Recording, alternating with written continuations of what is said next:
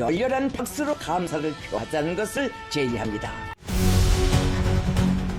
পিয়ংইয়ংয়ের রাজপথে সারিবদ্ধভাবে দাঁড়িয়ে আছে শত শত বিশাল রকেট লঞ্চার।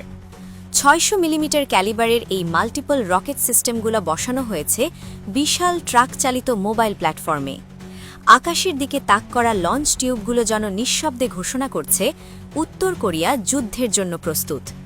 পাশে ভারী সাজোয়া যান, সুশৃঙ্খল সামরিক কুচকাওয়াজ এবং মঞ্চে দাঁড়িয়ে অভিবাদন গ্রহণ করছেন রকেটম্যান খ্যাত সুপ্রিম লিডার কিম জং উন। পুরো দৃশ্যটি যেন কেবল শক্তি প্রদর্শন নয়, বরং বিশ্বকে দেওয়া এক কড়া বার্তা। এই দৃশ্য দেখে অনেকেই মনে করছেন বন্ধুরাষ্ট্র ইরান যখন বিপদে, তখন কিম জং উন হয়তো এভাবেই পিয়ংইয়ং থেকে সংহতি আর শক্তির বার্তা পাঠাতে চাইলেন।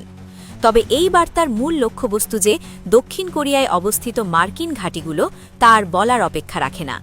কিমের অস্ত্র ভাণ্ডারকে নতুন করে সমৃদ্ধ করেছে এই ৬০০ মিলিমিটারের মাল্টিপল রকেট লঞ্চার সিস্টেম, যা সাধারণ কোনো অস্ত্র নয়, এটি পারমাণবিক ওয়ারহেড বা বোমা বহনে সক্ষম। কিম জং উন এই সিস্টেমকে কৌশলগত মিশন সম্পন্ন করার উপযোগী বলে বর্ণনা করেছেন, যা মূলত পারমাণবিক সক্ষমতারই স্পষ্ট ইঙ্গিত। এই অস্ত্র স্বল্প থেকে মধ্যম পাল্লার দূরত্বে নিখুঁত আঘাত হানতে পারে। মোবাইল প্ল্যাটফর্মে স্থাপন হওয়ায় এটি সহজেই এক জায়গা থেকে আরেক জায়গায় সরিয়ে নেওয়া যায় এবং শত্রুর রাডার ফাঁকি দিয়ে একযোগে বহু রকেট নিক্ষেপ করা সম্ভব। সামরিক বিশ্লেষকদের মতে এটি প্রচলিত কানানের চেয়ে বহুগুণ বিধ্বংসী, কারণ একই সঙ্গে একাধিক পারমাণবিক বা উচ্চ বিস্ফোরক রকেট ছুড়ে এটি শত্রুপক্ষের পুরো প্রতিরক্ষা ব্যবস্থাকে নিমেষেই গুড়িয়ে দিতে পারে। যদিও উত্তর কোরিয়া দাবি করছে এগুলো প্রতিরক্ষামূলক অস্ত্র, কিন্তু বাস্তবে এগুলো তাদের আক্রমণাত্মক সক্ষমতাকে এক নতুন উচ্চতায় নিয়ে গেছে। এর ফলে সরাসরি হুমকির মুখে পড়তে যাচ্ছে দক্ষিণ কোরিয়ার রাজধানী সিওল এবং সেখানে অবস্থিত মার্কিন ঘাঁটিগুলো। যে কোনো মুহূর্তে এই রকেটগুলো আগুনের বৃষ্টি হয়ে ঝরে পড়তে পারে। এই বিশাল মারক রসদের উন্মোচন করা হয়েছে ওয়ার্কার্স পার্টির নবম কংগ্রেসের শুরুতে। অর্থাৎ এটি শুধু সামরিক ঘোষণা নয়, এটি একটি জোরালো রাজনৈতিক বার্তাও বটে। কিম জং উন তার দল এবং বিশ্বকে দেখাতে চেয়েছেন অর্থনৈতিক চাপ বা নিষেধাজ্ঞা থাকলেও উত্তর কোরিয়ার সামরিক মেরুদণ্ড অটুট এবং শক্তিশালী।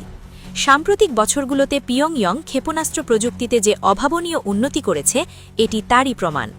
এই নতুন ৬০০ মিলিমিটার রকেট সিস্টেম যুক্ত হওয়ায় কিমের হাতে এখন আরও বৈচিত্র্যময় ট্যাকটিক্যাল নিউক্লিয়ার অপশন বা কৌশলগত পারমাণবিক হামলা চালানোর সুযোগ তৈরি হয়েছে। অর্থাৎ বড় যুদ্ধের বদলে ছোট কিন্তু মারাত্মক পারমাণবিক আঘাত হানার ক্ষমতা এখন তাদের হাতের মুঠোয়। সারিবদ্ধ শত শত রকেট লঞ্চার আর পারমাণবিক সক্ষমতার এই ঘোষণা দিয়ে কিম জং উন জানিয়ে দিলেন উত্তর কোরিয়া এখন আর কেবল প্রতিরোধের নীতিতে বিশ্বাসী নয়, প্রয়োজনে তাৎক্ষণিক ও বিধ্বংসী জবাব দিতেও তারা প্রস্তুত। কোরীয় উপদ্বীপের শান্তির ভারসাম্য এখন সুতোয় ঝুলছে, আর কিম জং উন আগের যে কোনো সময়ের চেয়ে অনেক বেশি শক্ত ও অনমনীয় অবস্থানে দাঁড়িয়ে আছেন।